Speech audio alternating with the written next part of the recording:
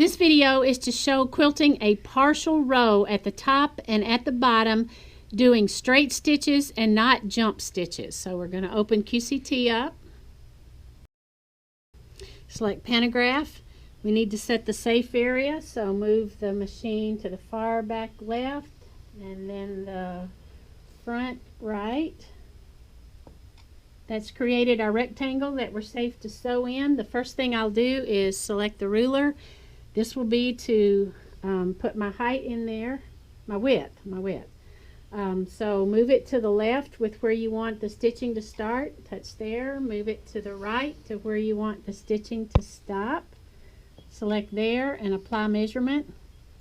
Next, you need to do the height. That can't be any bigger than what the neck of your machine will allow. I'm going to say 9. Now I need to select a pattern. I'm going to go into patterns and pantos, and I have a folder called Urban Elements. I'm selecting a design that will need to nest. I know I want 2 rows, so we'll add some more patterns to it. I need for that to connect, so I'm going to change that. I also want to go into options and make sure my grid lines show. Okay. Now I'm going to select the alternate row, which is going to be my second row, and stagger it up. I'm going to change the step size to small so it doesn't move quite as much. Okay, so this looks good for how I want the bulk of my quilt to quilt. You will note the pattern height is 4.5. That's the number you will need to remember. You may want to take your cell phone out and take a picture of this. At this point, we're going to save it. So I'm touching the little save icon, and I need to go into the folder that I want to save it in, and I touched right in there. That brings up this keyboard. And I'm backspacing that out, and I'm just going to say test. When I say enter, it comes down here, and then I say save. Okay, so now we need to do that partial row at the top. So where I had shown the pattern height is 4.5, when I reduce it down to 1 row, I need to take that back to 4.5. So now it's 4.5. Another thing I need to do is take this little star off, because if I don't, it will wrap. I don't want any wrapping here.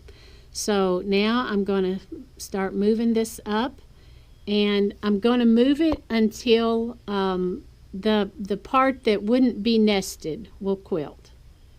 So when I start seeing this lower area get to the top, okay, this should make a nice partial row at the top. And the grid lines show 1 square inch, so that's good to know. It'll help you in figuring when you get ready to stitch the first full row underneath. You'll have those grid lines for 1 inch each, so to help you get that exact point. So at this point we say quilt,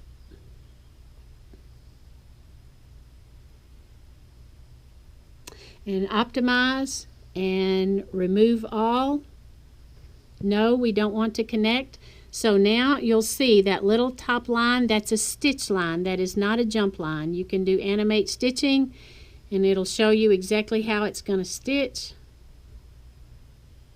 Okay, so we say okay, and at this point you would select sew, and that would stitch up at the top, and you would be determining where you wanted that beginning point to be.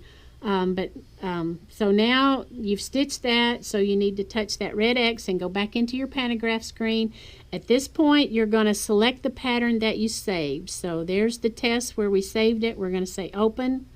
We need to open it as a pantograph. So now it's ready to quilt, so we say quilt.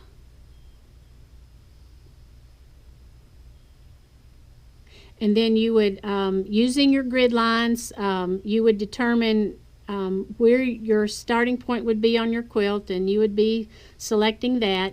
Okay, so now you get to the bottom, and you need a partial row at the bottom. So we're going to go back here and take it down to 1 row. That pattern height, you must change it back to 4.5, and you must take this star off right there, and you're going to stagger it down, and using the grid lines for the 1 inch square for each grid line, you would determine where you needed this row to fit with your last row. So that we'll just guess that this is how much you need to finish up at the bottom of your quilt. So now you're going to say quilt,